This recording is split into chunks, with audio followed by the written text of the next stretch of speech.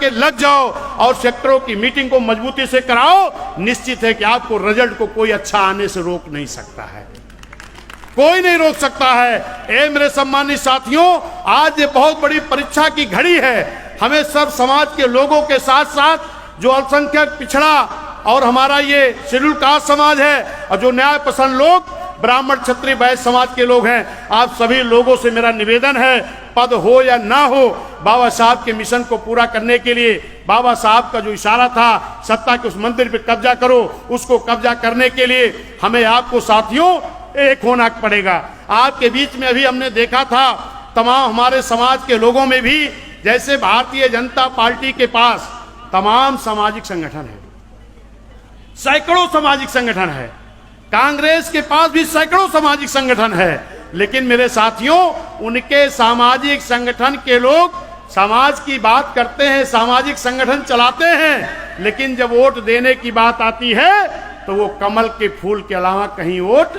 नहीं मांगते हैं।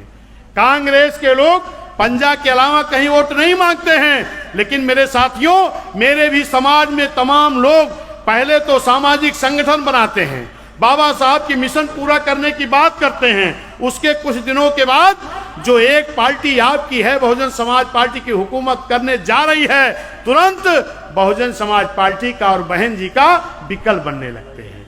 उनसे भी होशियार रहने की जरूरत है। एक नाम आपने सुना होगा, Udit Raj, Indian justice party. इनका नाम पहले क्या था? रामराज। रामराज नाम था ना, लेकिन राम से इतनी घेरा थी कि अपना नाम उदित राज कर लिए और बहुजन समाज का विकल्प बनने लगे, लेकिन कुछ चंद दिनों में ही जा करके रामराज वाली पार्टी से दिल्ली से सांसद बनके अपना स्वार्थ पूरा कर लिए।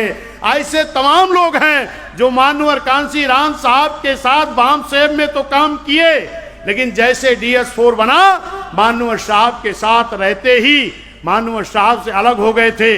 चाहे ओबावन मेश्राम जी रहे हों, चाहे अठावले जी रहे हों, चाहे खापड़े जी रहे हों, चाहे फूल सिंह बिरदैया जी रहे हों, तमाम लोग ऐसे रहे हैं जो मानवर साहब के सामने ही मानवर साहब का विरोध शुरू कर दिए थे, लेकिन आज फिर से मानवर साहब का फोटो लगा करके कहते हैं मानवर साहब का मिशन पूरा करेंगे। ऐसे लोग मिशन नहीं पूरा कर सकते।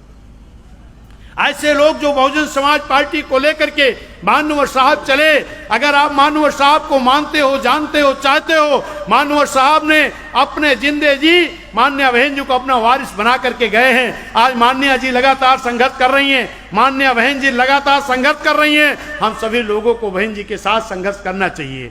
ये लोग क्या कर रहे हैं? जो बहुजन समाज पार्टी यहाँ तक पहुँच गई थी, इस देश की हुकूमत करने के लिए, यहाँ लोग नीचे से पहले तो मिशन चलाए, उसके बाद दल बन गए, एक एक ईंट खसका करके इस बहुजन समाज को आपके धीरे धीरे धीरे धीरे धीरे धीरे नीचे ला रहे हैं, और वो नीचे से हल्का सा ऊंचे आ रहे हैं।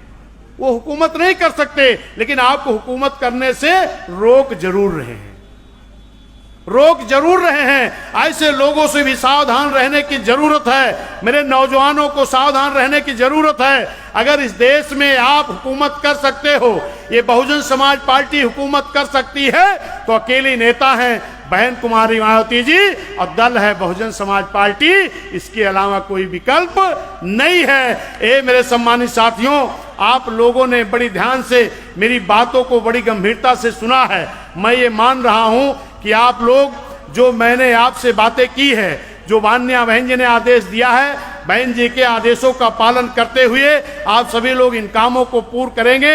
निश्चित है कि जब तक बहुजन समाज पार्टी इस देश की हुक्मरान नहीं बनेगी, तब तक इस देश का भला होने वाला नहीं है। ए मेरे सम्मानित साथियों, फिर मैं आप सभी लोगों का आभार प्रकट करते हुए, धन्यवाद देते हुए, बहुजन समाज पार्टी की राष्ट्रीय अध्यक्ष मान्या बहन जी का बहुत बहुत आभार प्रकट करते हुए, धन्यवाद देते हुए अपनी बात समाप्त करता हूं।